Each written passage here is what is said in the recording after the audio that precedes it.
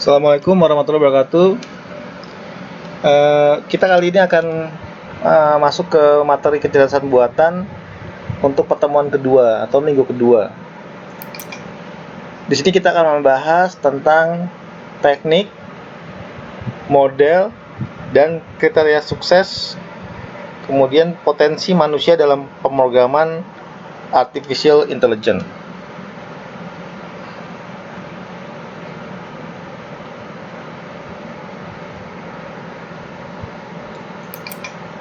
Teknik artificial intelligence. Para pengembang artificial intelligence berpegang kepada prinsip bahwa akan ada teknik penyelesaian untuk setiap permasalahan yang berbeda, di mana teknik itu akan didasari kepada kemampuan untuk memanipulasi simbol, baik itu create atau menambah atau mengentry atau memasukkan, modification atau ubah atau update, kemudian reproduction melahirkan kembali atau menciptakan kembali, dan terakhir adalah destruction untuk menghapus atau menghancurkan.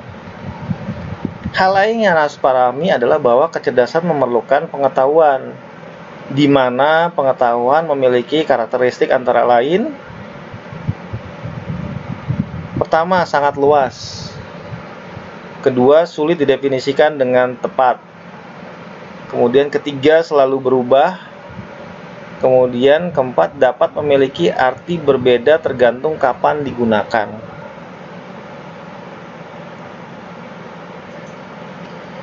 Beberapa teknik artificial intelligence dapat dikategorikan secara umum ke dalam beberapa kelompok. Di antaranya adalah pencarian atau searching. Nah, ini menyediakan cara menyelesaikan masalah untuk kasus di mana bila tak ada lagi pendekatan langsung yang dapat digunakan, maka pindahkan kerangka kerja kepada teknik langsung yang mungkin untuk dilekatkan. Gitu. Jadi pencarian atau search seperti itu. Kemudian yang kedua adalah use of knowledge atau penggunaan pengetahuan. Menyediakan cara penyelesaian masalah yang lebih kompleks dengan mengeksploitasi struktur dari objek yang terkait dengan masalah tersebut. Kemudian yang ketiga adalah abstraction. Menyediakan cara untuk memilah atau memisahkan keterangan dan variasi yang penting dari sekian banyak yang tidak penting, di mana akan mempercepat penyelesaian masalah. Jadi ada teknik-teknik searching, kemudian use of knowledge, kemudian abstraction yang dapat digunakan atau dikategorikan secara umum ke dalam beberapa kelompok dari teknik artificial intelligence. Nah, sebelum kita membuat program artificial intelligence, ada baiknya kita tanya kepada diri kita sendiri tentang beberapa hal, seperti apakah kita akan membuat program yang dapat melakukan hal secerdas yang dilakukan manusia? Apakah kita akan membuat program yang dapat melakukan sesuatu dengan cara yang sama dengan manusia? Atau kita akan membuat program yang dapat melakukan sesuatu yang lebih mudah dengan cara yang lebih mudah? Jawaban dari pertanyaan di atas akan memberikan batasan dari pengembangan sistem atau pembuatan program yang akan kita lakukan. Itu adalah pertanyaan-pertanyaan ketika kita akan membuat sebuah program artificial intelligence.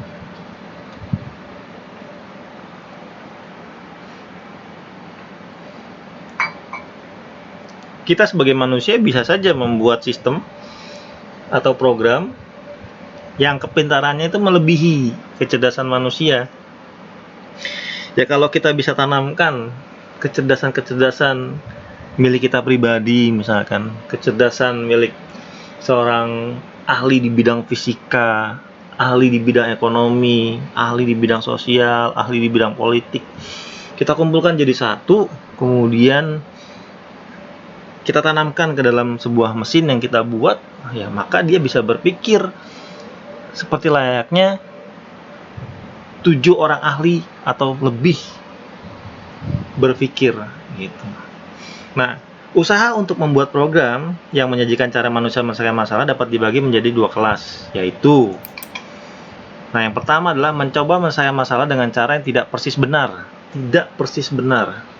Dan dengan definisi kita tentang artificial intelligence, program yang termasuk dalam kelas ini menggunakan algoritma dan mekanisme yang mudah dan sederhana yang dilakukan oleh komputer, tetapi biasanya sulit dan tidak menarik untuk dilakukan oleh manusia. Contoh program dalamnya adalah Elementary Perceiver and Memorizer atau EPEM. Ini menurut Feigenbaum 1963. Yang dapat mengingat pasangan terkait dari suku kata. Di mana bila dimasukkan satu suku kata, komputer tinggal mencarinya di dalam memori kata mana yang mengandung suku kata tersebut. Ini sama dengan autocomplete ya. Kalau misalkan kita buka halaman website, misalkan kita mencari kata yang kita tidak tahu, misalkan sistem informasi itu jurusan, jadi kita cari sistem nama jurusan kemudian sistem informasi, maka nanti kita tinggal mengetikkan saja SIST misalkan, nanti itu muncul tuh kata-kata yang mengandung sistem informasi dan mengandung kata yang diketikkan sebagian.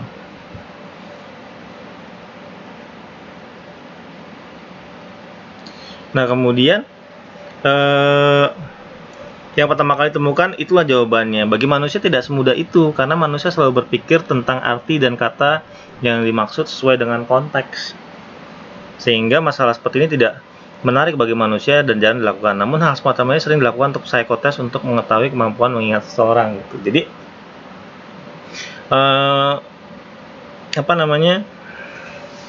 dia menggunakan algoritma dan mekanisme yang tidak disukai oleh manusia tetapi disukai oleh komputer. Kemudian program kelas kedua berupaya memodelkan kemampuan manusia dalam melakukan sesuatu, yang berarti program pada kelas ini lebih mendekati kepada definisi tentang artificial intelligence, yang berarti menjadi tidak mudah bagi komputer.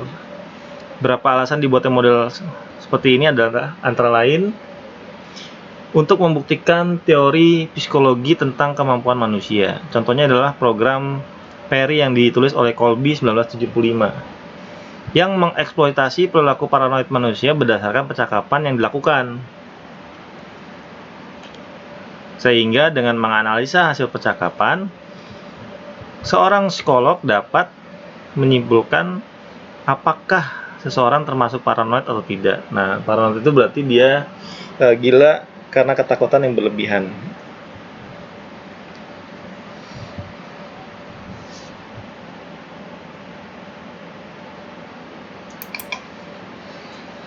Kemudian yang kedua, untuk membuat komputer mengerti alasan manusia.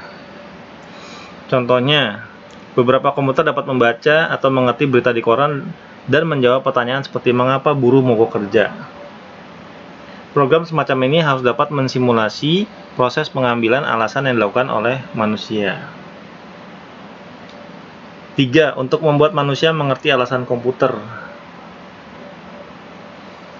Dalam banyak keadaan, manusia enggan percaya pada output komputer, kecuali dapat dimengerti bagaimana mesin mendapatkan hasil seperti itu.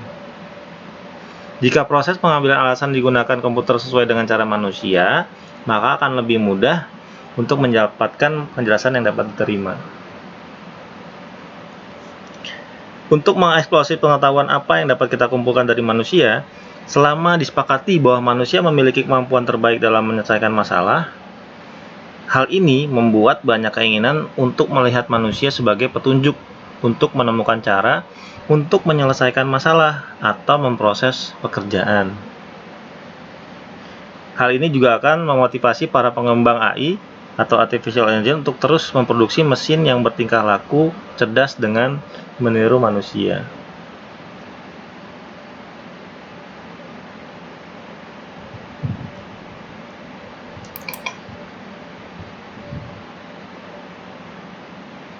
Satu pertanyaan terpenting, jadi kriteria sukses. Satu pertanyaan terpenting yang harus dijawab pada tiap proyek penelitian ilmiah adalah bagaimana kita tahu kalau kita sudah berhasil? Begitu pula dalam artificial intelligence.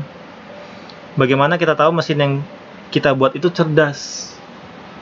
Menjawab pertanyaan itu sama sulitnya dengan menjawab pertanyaan apakah kecerdasan itu, tapi dapatkah kita melakukan sesuatu untuk memastikan kegiatan kita? Tahun 1950, Alan Turing memperkenalkan metode untuk menentukan apakah sebuah mesin dapat berpikir, yang kemudian dikenal dengan sebutan Turing Test. Untuk melakukan tes ini diperlukan 2 orang dan 1 mesin.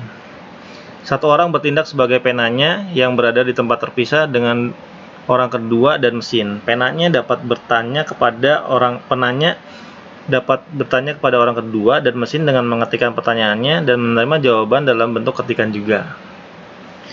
Penanya tidak tahu yang mana orang yang mana mesin, hanya si A dan si B. Yang dilakukan oleh si penanya dengan pertanyaan adalah menentukan mana yang orang, mana yang mesin. Tujuan dari tes ini adalah mengelabui si penanya sehingga menganggap mesin adalah orang. Caranya adalah membuat mesin tidak selalu menjawab benar dan menunda waktu menjawab.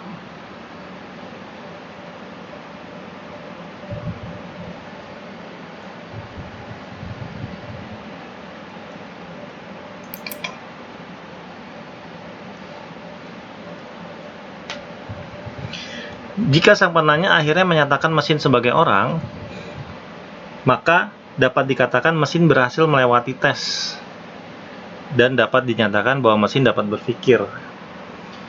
Perlu waktu cukup lama dan perlu beberapa kali tes dan perbaikan sampai akhirnya mesin ini dapat melewati tes ini. Namun, hal yang menarik dari Turing test ini adalah bahwa yang diperlukan oleh mesin untuk lulus tes ini bukan jawaban yang benar atau tepat untuk tiap pertanyaan, sehingga mesin tidak harus menjadi lebih cepat dan lebih benar dalam menjawab setiap pertanyaan untuk dinyatakan sebagai orang cerdas atau dapat berpikir.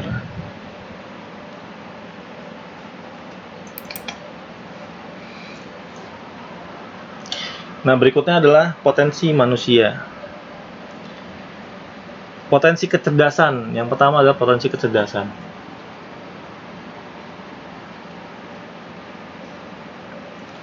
Potensi kecerdasan yang berada pada manusia antara lain yang pertama adalah kecerdasan spiritual. Bagaimana seseorang bisa mengembangkan intelektualnya, kecerdasannya dalam bidang spiritual, keagamaan, hubungannya dengan Tuhan, kemudian hubungannya dengan sesama manusia dan seterusnya. Kemudian ada kecerdasan logika dan matematika. Bagaimana manusia bisa mengembangkan kemampuannya dalam bidang logika, berpikir tentang hitung-hitungan aritmatika, matematika dan sebagainya. Kemudian kecerdasan intrapersonal. Kemudian ada kecerdasan musikal. Bagaimana seseorang bisa mengembangkan kemampuannya untuk mengetahui nada-nada dalam musik. Kemudian kecerdasan natural atau alami. Kemudian kecerdasan badan atau body atau kinestetik.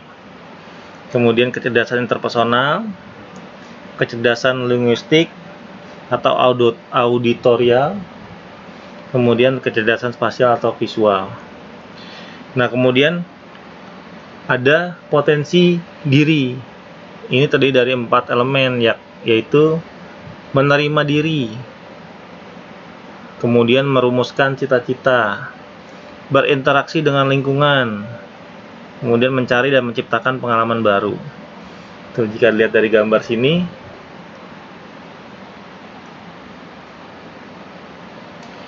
potensi diri itu terdiri dari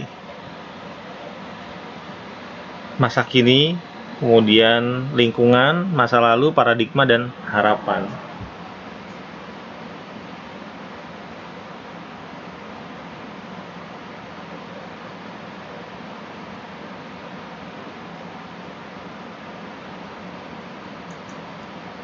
Nah, membangun potensi ini ada self potential atau potensi diri. Yang pertama adalah define.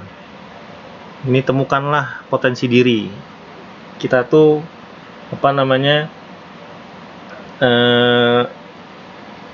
passionnya tuh kemana gitu, sukanya terhadap apa, ketika kita harus mengembangkan diri di bidang apa, kita harus sukses itu harusnya di bidang apa. Kemudian own itu berarti memiliki potensi diri. Potensi diri itu bisa dicari, bisa dipelajari, bisa dikembangkan. Selama ada kemauan pasti ada jalan. Kemudian share, bermanfaat bagi orang lain. Ketika kita sudah mempunyai potensi diri, ya jangan ragu untuk berbagi. Karena ketika kita berbagi dengan orang lain, otomatis kitanya jadi lebih pintar, dan yang terpenting adalah orang lain ikut merasakan kepintaran dari yang kita bagi tadi. Kemudian evaluasi atau evaluate. Jadi selalu introspeksi diri. Jadi jangan menyombongkan diri. Selesai. Terima kasih, sampai ketemu lagi di pertemuan berikutnya.